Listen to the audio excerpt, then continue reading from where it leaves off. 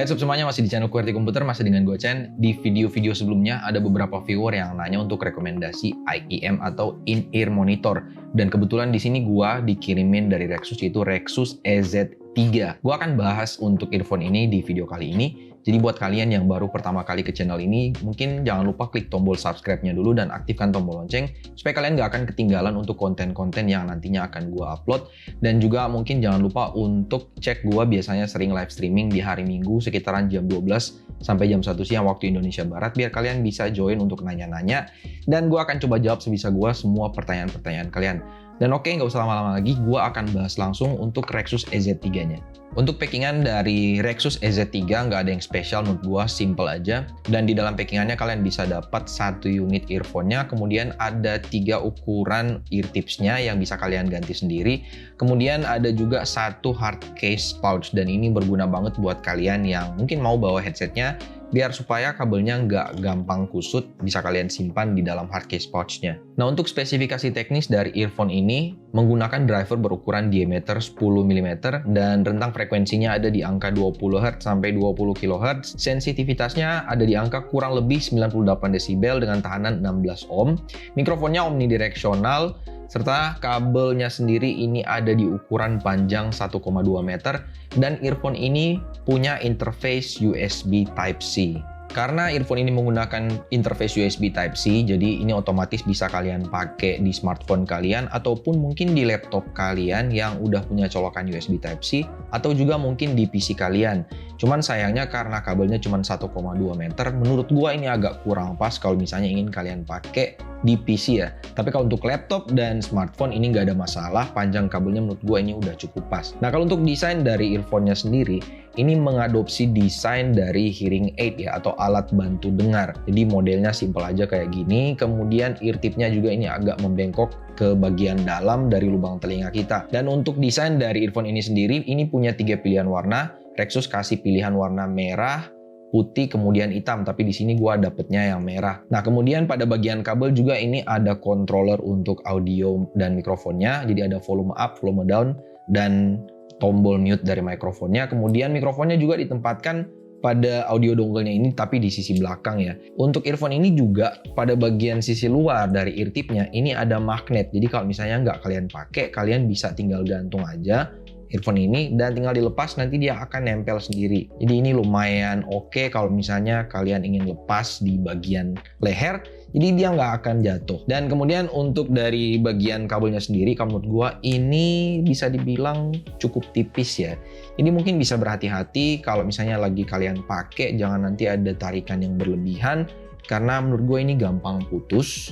Jadi hati-hati aja. Bahannya ini dari termoplastik atau bahan TPE ya. Dan ini nggak gampang kusut kalau menurut gue, jadi lumayan enak. Walaupun kalian kurang pintar untuk kabel management atau menggulung kabel waktu ingin disimpan, ini menurut gue oke-oke aja, nggak gampang kusut menurut gue. Jadi bisa langsung digulung dan disimpan di hard case pouch-nya. Di sisi karakter suara untuk earphone ini menurut gua ada di kategori flat ya. Nah, untuk frekuensi low-nya menurut gua ini cukup standar di posisi flat. Untuk middle juga agak sedikit flat ya, tapi untuk frekuensi high-nya ini menurut gua agak lebih dominan dibandingkan middle sama low-nya. Untuk bass-nya sendiri menurut gua punch-nya masih dapat, masih bulat juga kesan suaranya. Middle-nya juga kalau menurut gua ini cukup natural ya, jadi vokal dapet banget suaranya, clarity-nya masih dapet juga, tebel juga vokalnya. Sedangkan untuk high-nya kalau menurut gua seperti yang gue bilang tadi, karena agak lebih dominan sedikit, jadi kesan suaranya memang lebih ke fidelity ya. Tapi kalau untuk kesan nusuk sih gua sama sekali nggak ada perasaan seperti itu ya untuk dengerin musik. Dan untuk bassnya juga seperti yang gue bilang tadi, untuk kalian yang doyan lagu EDM mungkin kalian nggak bakalan dapet kategori bass yang nendang banget ya. Tapi seperti yang gue bilang tadi, ini masih cukup oke lah. Bassnya masih cukup bulat dan gua nggak ada masalah untuk kategori suara seperti itu. Soundstage-nya juga menurut gua masih enak, nggak terlalu nggak terlalu over lah menurut gua. Jadi walaupun dipakai cukup lama, pendengaran nggak akan ada kesan capek. Nah, kalau untuk ear tip-nya sendiri sih isolasi suara menurut gua udah cukup oke. Selama kalian dapetin ear tip yang bener-bener cocok dengan ukuran lubang telinga kalian ya. Jadi gua saranin mungkin bisa dicoba-coba dari 3 ukuran yang dikasih Rexus tadi. Cari ukuran ear tip yang benar-benar pas dengan lubang telinga kalian. Dan untuk kualitas suara dari mikrofonnya, di sini gue akan rekam menggunakan smartphone Samsung Note 20 Ultra gue, cuman menggunakan voice recordernya aja. Ini adalah kualitas suara mikrofon dari Rexus EZ3 yang mikrofonnya tuh gue taruh di bawah sini, jadi agak cukup jauh dari mulut gue. Tes mic 123, tes mic 123.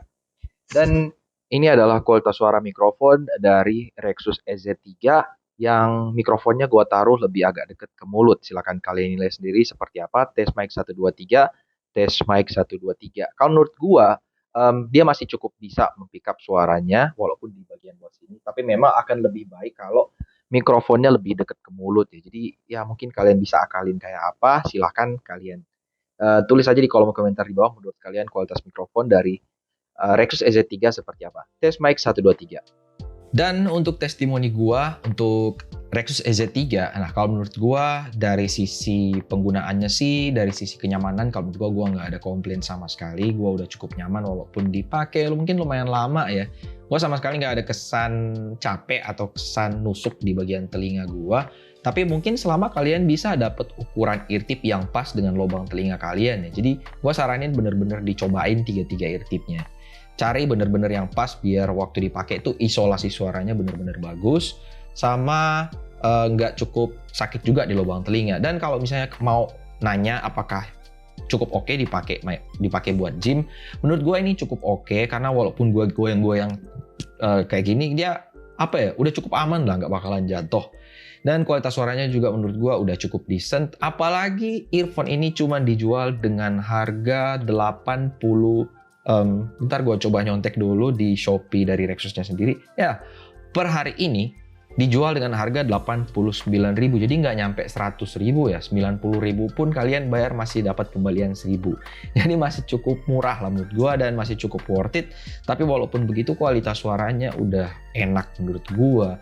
Sama bahan kabelnya juga udah TPE ya. Jadi harusnya ini udah cukup tahan untuk dari build quality-nya. Tentunya kalau misalnya kalian pakai smartphone yang jacknya audio 3,5 mm, kalian harus beli lagi untuk konverternya.